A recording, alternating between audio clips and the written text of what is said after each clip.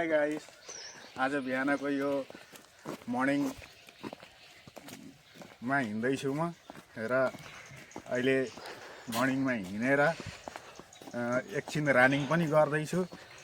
र यो रनिङ चाहिँ के को लागि भन्नुहुन्छ भने अहिले नयाँ हामीहरूको जुन पुलिसको लागि एउटा अनलाइन सिस्टम चल्दैछ र त्यसैको लागि म अहिले पुलिसको नोकरीको लागि यो रनिङको लागि र जम्पिङको लागि र कतिवटा यी गर्नुपर्दो रहेछ र त्यसैको लागि म अहिले यो बिहान रनिङ गर्दैछु। र अघि त मैले मोटामोटी 14 किलोमिटरमा कुदेर आएको। यो मेरो भन्नुहुन्छ भने यो शरीर मोटामोटी 75 केजी थियो। आज मोटामोटी म 1 महिना भयो लगभग कुद्न थालेको र अहिले 65 मा आइसकेँ। र तपाईँहरू पनि त्यस्तै मोटापानमा हुनुहुन्छ भने कतिवटा म एक्सर्साइज पनि बताइदिन सक्छु र तपाईँहरूले त्यो गर्न सक्नुहुन्छ। र म कतिवटा एकखेप मात्रै गरेर देखाइदिन्छु। तपाईँहरूको यदि शरीरमा यो साइडमा फेट छ, यतापट्टि फेट छ, लिभरमा फेट छ भने यसका म 4वटा व्यायाम म बताइदिँदैछु। र तपाईँहरू हेर्नुहोस्, 1 नम्बरमा तपाईँहरू पहिला यसो गर्नुहोस्, यसो गरेर यो एउटा यसो गर्नुहोस्, यसमा यहाँको फेट कम्ती हुन्छ।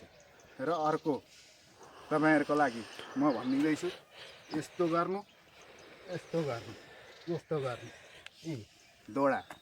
अर्को यस्तो, जति सक्नुहुन्छ यो 3वटा। र अर्को यस्तो र 4वटा। र तपाईँहरूलाई पनि सक्नुहुन्छ यो फेट कमाउनको लागि। र म अहिले रनिङ गर्दा 75 को मान्छे म 65 मा आइसकेको छु।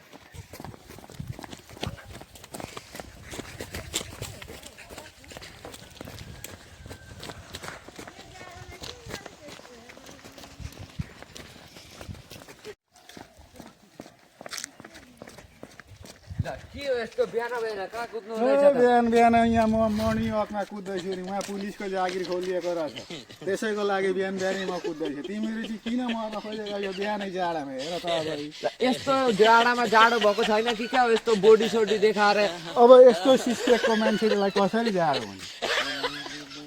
र म यसरी यत्रो स्वेटर यहाँ एउटा तीनवटा स्वेटर लाएर यति जाडो भइरहेको ऊ त्यस्ता बुढाबुढीहरू उहाँहरू त उनीहरूलाई हतार भइगयो। अब हिँडिगयो त लु हेर त अब खालि हतार हुँदो रहेछ।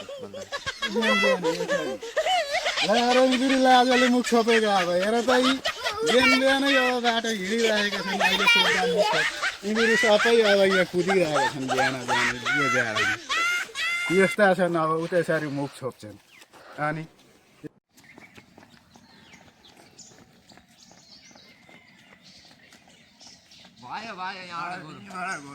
बहुत कुद्यो हामीहरू, थुप्रो कुद्यो।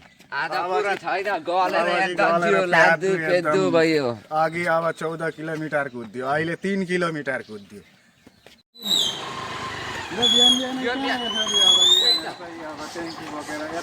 गाडीमा आगो लाग्यो कि क्या? सबै उताबाट धुवा निस्किरहेको छ।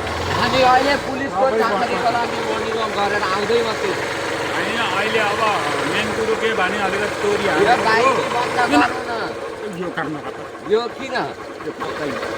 यो के भने अलिकति चोरी हानेको छु। चोरीमा दबाई हाल्नु पर्ने। अहिले अब दबाई भनेको अस्ति आज 5 दिनबाट दबाई खोजेको बल्ल भेट्यो।